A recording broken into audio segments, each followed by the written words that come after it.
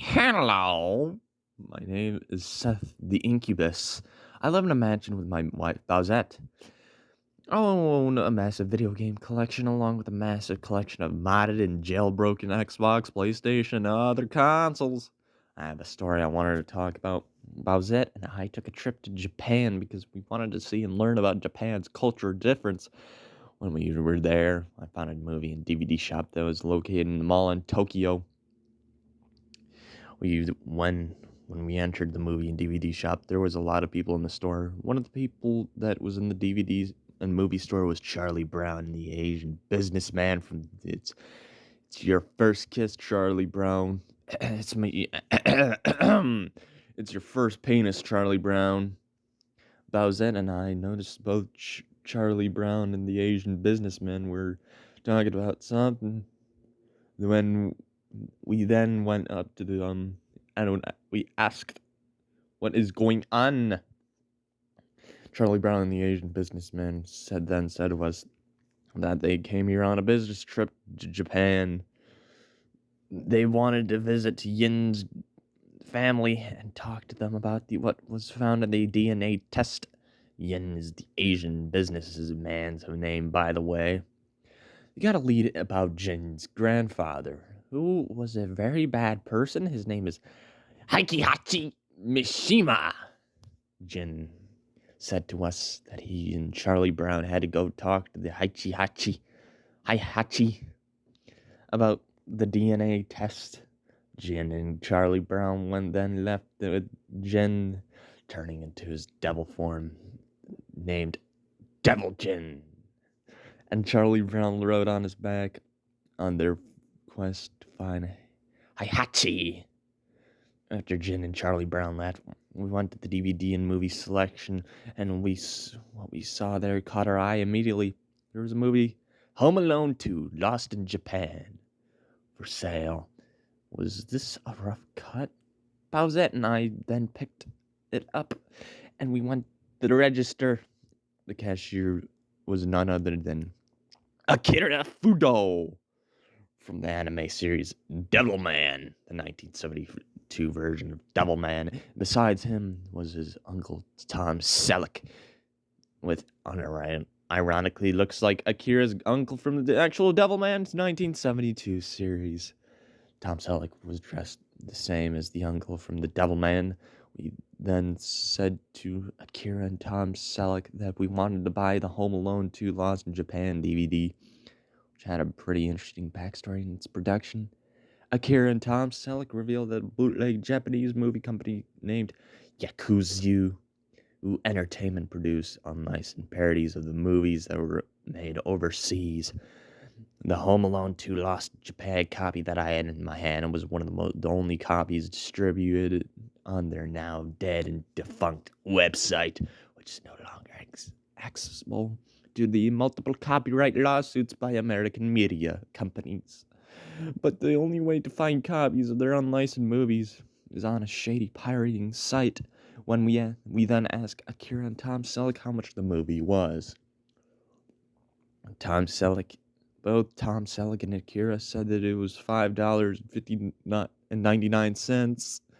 We then paid for the movie, and we thanked Akira and his uncle, Tom Selleck, for telling us about the movie and how it was made. Bowsette and I went back to our hotel rooms in Tokyo, which we rented for a couple of days. We then decided to watch Home Alone 2 Lost in Japan for the first time. The opening scene started with the family getting ready to go to Japan, but the odd thing is Kevin's mom and dad were two characters I recognized immediately. Kevin's dad was Scorpion from Mortal Kombat. Kevin's mom was Shura from Soul Calibur 4. Both Scorpion and Shura called everyone downstairs to get ready for the trip to Japan. His brother was John Wick. His sister was Felicia from Darkstalkers. His younger brother was Doom Guy. And his uncle was Dragonborn from the Elder Scrolls V Skyrim. When Kevin got downstairs, it was not Kevin at all. It was someone Bowsette. I didn't even expect it. It was Nick from Left 4 Dead 2. After that, the second scene played. The second scene was Shura, Scorpion, and the rest of the quote-unquote family rushing to get the airplane to Japan. Wow. Meanwhile, Nick from Left 4 Dead was way behind his family. He struggled to catch them up to them, or what was supposed to be them. Nick then rushed to the airplane and jumped in the first seat he found. The person then that sat right next to Nick was the Punisher from Marvel Comics. The Punisher then noticed Nick masturbating and said, "What are you doing in this plane? This is a private plane to Tokyo, Japan." Nick then realized that his family were going to a town in Japan, but it was not Tokyo at all. Nick went on the wrong plane. Nick then remembered that his family was going to a family gathering in Osaka, Japan. Nick had to go find his way home before Nick's family got worried and before the plane takes off with Nick inside. Sure, Scorpion and John Wick and the rest of the family do a head count on the family members. They all said, "Give this to Nick," 6 times, and then the Dragonborn said, "Here you go, Nick." Then Dragonborn looked up. He saw, instead of Nick, Asagi Iwa and her sister Sakura Iwa from Asagi Hentai series were there. They were both the Dragonborn with the weirded out expressions. The Dragonborn and the rest of the family were in the shock that Nick wasn't on the trip with them. Everyone went into absolute silence. Shore screamed in shock, "Nick!" Shore then fainted on the airport floor, while the family, including Asagi Iwa and Sakura Iwa in the background, looking in odd shock. It then cut to Nick getting off the plane. Nick walked over the building that was dimly lit, but he didn't enter because he feared something bad might happen. But then he saw a dark alleyway. He then saw what appeared to be a woman with violet hair, medium-sized boobs, and purple eyes. As it turns out, she was Obora from the Asagi Hentai series. She went up to Nick and said, "Hey, who are you, and what are you doing here? I would love to have a good time with you."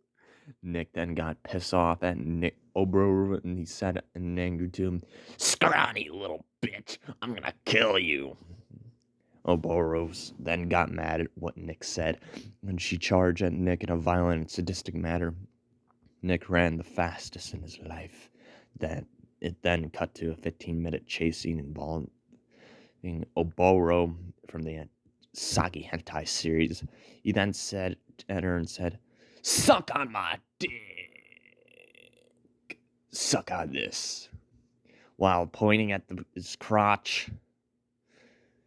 Oboro then chased after Nick through the parking lots, dark alleyways, malls, and hell, even a Japanese strip club. Oboro even bumped into Hanukkah from Dead or Alive 5 for last round. Hanukkah then said to Oboro, "Hey, watch it, woman." When Nick went into the strip club, Oboro chased after Nick, but Nick had the perfect plan. Nick grabbed a person's dick and spilled it on the floor. Oboro then slipped on the spilled drink. Oboro went another 360 degrees into the air and fell on her face, her with their ass poking out. Suddenly, Glenn Fuckmeyer from Family Guy entered the scene and took out the pictures of Oboro's ass and said, "Goo, I'm glad I got to take the pictures of your ass." Quagmire took pictures of Oboro's ass. Nick escaped Oboro's wrath. Nick then saw Oboro coming out of the strip club completely wet and spilled drink. Nick poured onto the floor. Distract her. He then ran into the Love Hotel room. For some reason, he saw two couples in the room. It was none other than Haiti from the Steam game, from the same name as, and Moby from Brain Pop, holding hands together. That other couple was the Dark Author and the aged up Kanotako from the fan service anime High School DxD. Nick then hid in the Love Hotel in fear of Oboro spotting him. Suddenly, Nick felt something that was high. Someone touched his shoulder. The person was none other than the Punisher from Marvel Comics. The Punisher said to Nick that he is an FBI agent vigilante who wanted to know what Nick was doing here.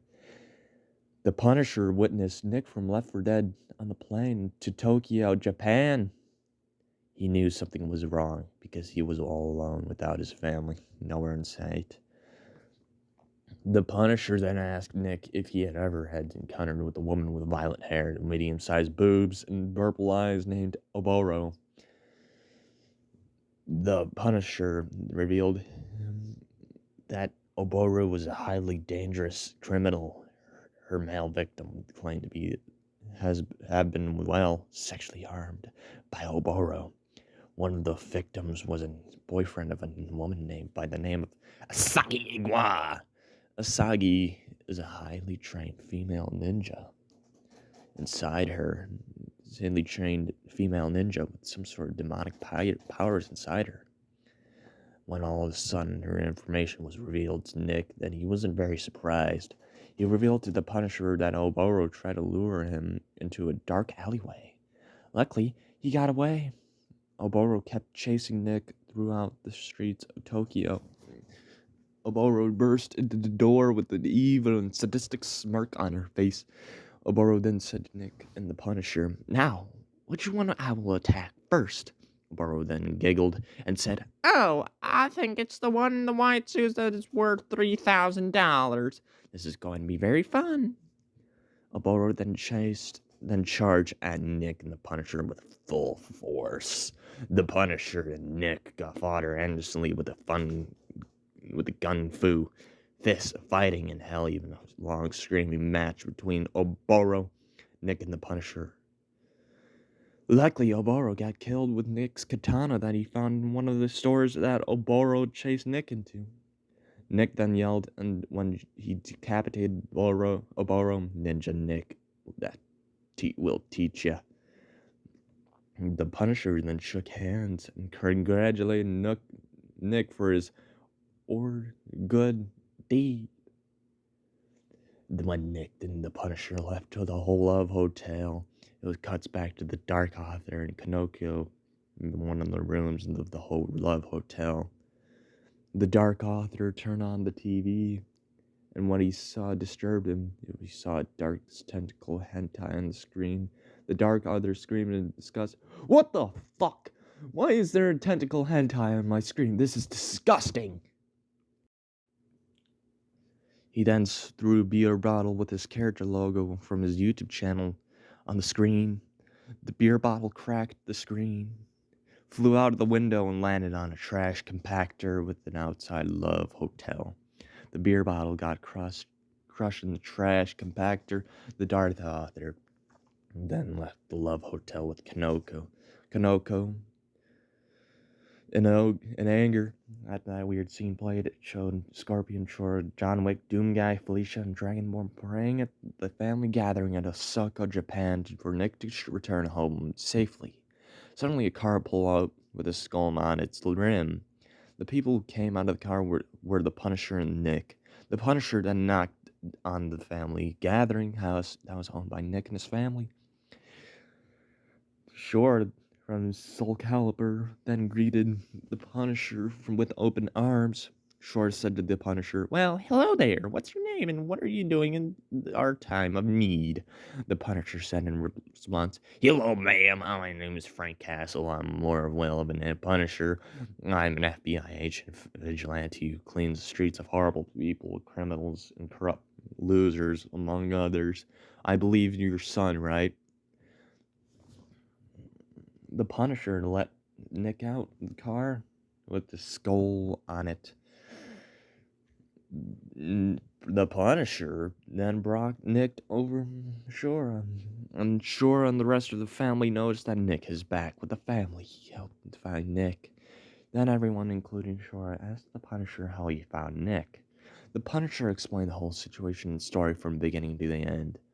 Needless to say, but everyone, including Shora, was shocked, but happy that Nick came home safely. Everyone then thanked the Punisher for his kind act. The Punisher then handed Shora a card that had the phone number where Shora could have called the Punisher if they needed anything.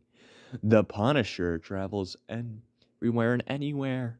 The whole family gave him hugs. The family, including Nick, left the family gathering in Osaka, Japan.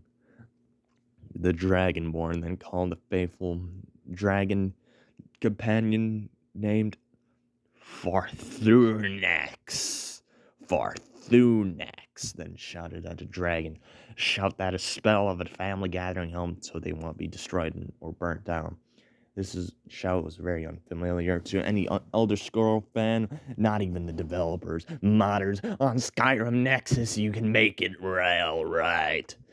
Shora, Nick, and the rest of the family went back to the airport waiting for them that included the Dark Author, Koneko, Haiti, Moby, Asagi Igwa, Sakura Igwai, Hanukkah, Glenn Quagmire, and hell, even Evil Rose and Rieko Hinomato from the Rumble Roses series showed up as well.